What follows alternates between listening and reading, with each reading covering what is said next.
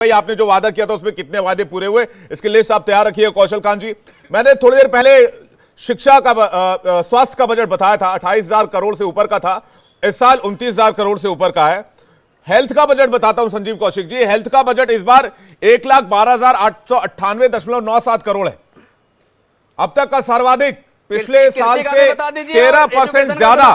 मैं धर्मेंद्र जी आ रहा हूं प्लीज, मैं अभी कर रहा हूं, धीरे धीरे अपडेट ले रहा हूं। आप बताइए कि ये जो कहा जा रहा था फॉल्स नैरेटिव कि भाई शिक्षा में बजट नहीं है, स्वास्थ्य में बजट नहीं है, इसके लिए बजट नहीं है, उसके लिए बजट नहीं है, कृषि बजट भी मैं देखता हूं। संजीव कौशिक जी, झूठ बोलने की एक सीमा होनी चाहिए या फिर फैक्चुअल गुमराह करने की भी एक सीमा होनी चाहिए? हाँ, निश्चित। मैं तो पूरा पीडीएफ उठाकर आपको भेज देता हूं, मेरे पास तो पूरा वो दस्तावेज मौजूद है मेरे पास, मेरे मोबाइल में। संजीव कौशिक जी, विवेक भाई, जो काम किया गया उसको काम बोलने में बुराई क्या है? विवेक भाई, कुछ बातों से दिक्कत हो सकती है, हर सरकार की सारी नीति 100% नीति सही नहीं होगी, मैं भी ये बात मानता हूं, देश की सरकार भी ये बात मानती होगी, मोदी जी इवन कई बार ये कह चुके हैं। हो सकता है कुछ फैसले हमने गलत स्टेप ले लिए हो, गलत बातें हमने गलत नीति की हो, लेकिन उस पर बात तो की जा सकती है। ठीक है विवेक भाई, अब मेरी बात भी हो जाने दीजिए। मैं सिर्फ ये कह रहा हूं कि सरकार जो बात कह रही है और आम जनता के जेहन में जो बात चल रही है, दोनों में अंतर क्या है उसका आईना मैं दिखाता हूं आपको। हाँ। जब देश के बच्चे कह रहे हैं कि बेरोजगारी चरम पे है, वो पिछले 45-47 साल में इतना बेरोजगारी नहीं हुआ, आप हमें नौकरियां दीजिए। रेलवे में सबसे ज्यादा 2,92,000, तकरीबन 3 लाख के आसपास में रिक्तियां पड़ी है। बच्चे कह रहे हैं कि हमें नौकरियां दिए, ये दिखा रहे हैं कि रेलवे स्टेशन देखो कितना खूबसूरत हमने बना दिया। किसान कह रहा है कि आपने कहा था कि आप हमारी आय दुगुनी करने वाले हैं, आप आय दुगुनी करने के बजाय आप 50 किलो का यूरिया का बोरा आप 40 किलो कर दिए। ये कह रहे हैं तुम्हें 6,000 रुपए दे रहे हैं, साल में 6,000 रुपए दे रहे हैं तुमको, 20 रुपए रोजाना तुमको हम दे रहे हैं। स्थिति यह है कि पेट्रोलिंग पॉइंट भारत के विभिन्न अलग अलग बॉर्डर पर स्थिति यह है कि 75 पेट्रोलिंग पॉइंट में से केवल 50 पे पेट्रोलिंग गश्त लग रही है, 25 पे नहीं। नौजवानों की कमी है, जवान भर्ती नहीं कर पा रहे हैं। वो कह रहे हैं कि हम यहाँ पे अग्निवीरों की भर्ती कर रहे हैं, नौजवानों के साथ खेल कर रहे हैं। 5 स्टेट में चुनाव हुए, अभी 5 स्टेट में चुनाव हुए, इसमें से राजस्थान, छत्तीसगढ़, मध्य प्रदेश में बीजेपी जीत गई।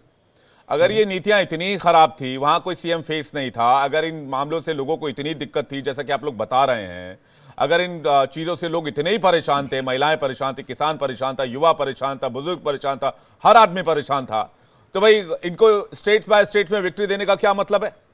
यानी आप ये कह रहे हैं कि लोग नाराज भी और वोट भी कर रहे हैं। कलम कॉपी छोड़कर संजीव जी, आप ये कह रहे हैं लोग नाराज भी और वोट भी कर रहे हैं। मैंने कहा कि दोनों चीजें एक साथ कैसे हो सकता है? किताब छोड़ के राष्ट्रवाद धार्मिक ध्रुवीकरण कराइए आप, इसके अलावा ये कुछ नहीं कर सकते। मैंने कहा कि डंके की चोट पे मैं कह रहा, ये ट्रिलियन बिलियन जो बोलना है उसको बोलिए, हमें उससे कोई एतराज नहीं है। लेकिन सच ये है कि 80 करोड़ हिंदुस्तानी 5 किलो अनाज पे आज भी जीवित है। आप कह रहे हैं कि 25 करोड़ को हमने बाहर निकाल दिया। साहब, बाहर निकाल दिया, उसके बावजूद ये स्थिति है, ये सच है। इस सच को स्वीकारें, कैसे नहीं स्वीकारेंगे आप? हिम्मत है तो कहिए खुलेआम कि इन लोगों के भाई देश की आजादी के 70-80 साल के बाद भी और आप दूसरे शौचालय बनवाने के लिए कोई योजना लानी पड़े, ये तो बड़ी विडंबना की बात है ना कौशिक जी।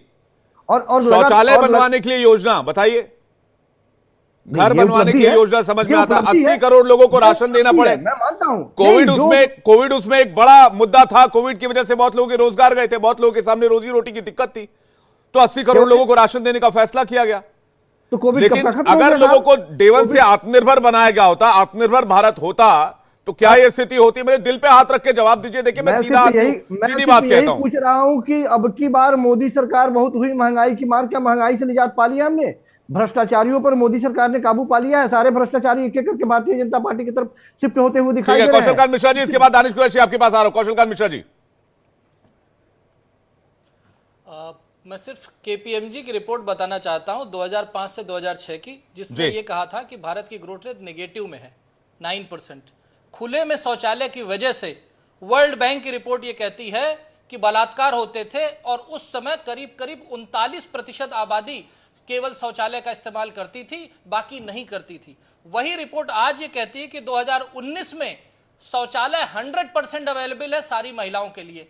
पहले शौचालय दिया गया देश को, गरीब को राशन दिया गया, गरीब को घर दिया गया, गरीब को घर में बिजली का कनेक्शन दिया गया, गरीब को नल से जल दिया गया, गरीब को आयुष्मान जैसी स्वास्थ्य योजना, जो पूरे विश्व की सबसे बड़ी योजना है कि प्राइवेट हॉस्पिटल में जाकर के 5 लाख का इलाज वो मुफ्त में करा सकता है, वो दिया है। ये मोहल्ला क्लिनिक वाले लोग नहीं जानेंगे जो मोहल्ला क्लिनिक में नकली दवाइयां बेच करके कोर्ट में सम्मन जाता है और आते नहीं है, इनकी समझ में नहीं आएगा। ये जो इंडी गठबंधन के लोग हैं, इन्होंने हर जगह भ्रष्टाचार किया है।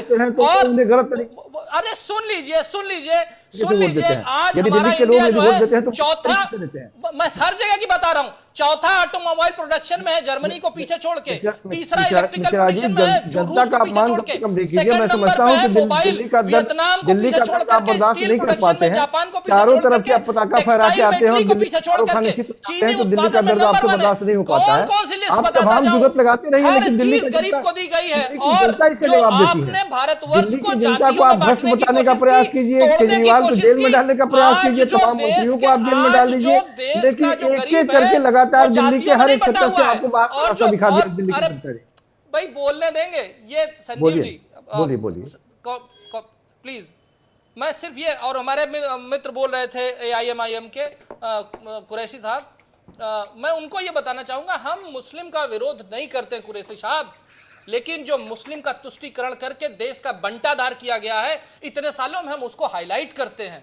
और इसका एग्जाम्पल ये है कि जो लाभार्थी की योजना है उसमें लगभग सारी योजनाओं में 30% मुसलमान बेनिफिशियरी है, और जो नया अभी MSME के थ्रू डेटा आया है उसमें करीब 70% SC ST OBC और माइनॉरिटी के लोग आए हैं। आप कहां की बात कर रहे हैं? हम देश के नागरिक को जातीय धर्म में नहीं देख रहे हैं। आपने जो चश्मा दे रखा है तुष्टीकरण का, उसको हाईलाइट करना जरूरी है।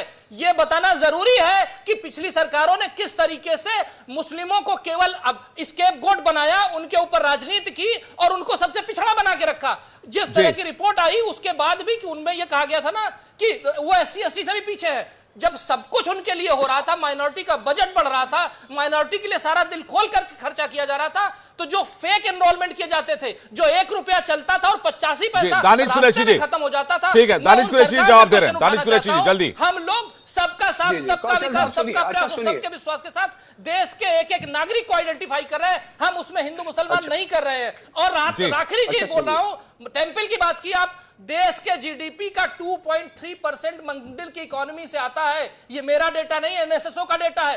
2.3% ऑफ द GDP और 1% से ज्यादा माइनॉरिटीज के बेनिफिट के लिए जाता है, आप लोगों के मदरसे के लिए जाता है, सब चीजों के लिए जाता है। तो मंदिर का विकास करके आज देखिए काशी कहां पहुंच गया, आज देखिए अयोध्या कहां पहुंच गया।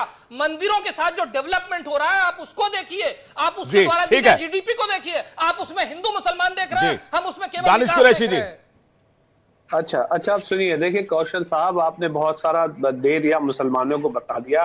मुझे ये बताइए, हल्द्वानी में किसने सरकार गिरा दी? कांग्रेस की सरकार थी, समाजवादी की सरकार थी, या पता नहीं और किसकी सरकार? देखिए अब तो आप सुनिएगा, इत्मीनान से सुनिएगा। अब मैंने आपको बहुत शांति से सुना है, अब आप भी थोड़ा सा शालीनता से सुनिए। मुझे ये बताइए, ये परिस्थिति हल्द्वानी की है, यही परिस्थिति आप देख रहे तो उत्तर प्रदेश में है, यही स्थिति आप गुजरात की बात की जाए, गुजरात के अंदर में द्वारका में कम से कम 700 से ज्यादा मजार और मस्जिद तोड़े गए।